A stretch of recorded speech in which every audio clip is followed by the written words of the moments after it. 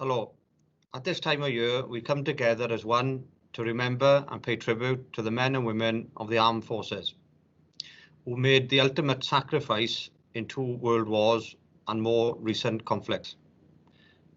In this most challenging year, we're having to do this in very different ways.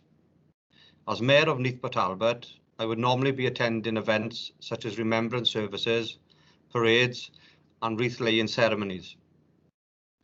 I would also have been welcoming members of the Armed Forces community, the Royal British Legion, residents and guests to our annual Festival of Remembrance at the Princess Royal Theatre.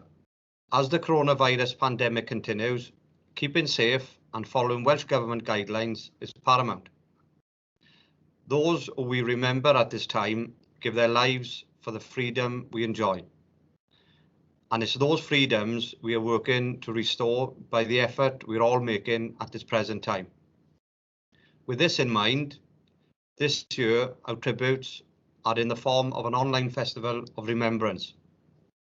On behalf of Neath Talbot Council, I'd like to thank everyone that has helped to provide the content for the web pages and everyone who is making a special effort to pause, pay tributes and remember in their own safe way at home.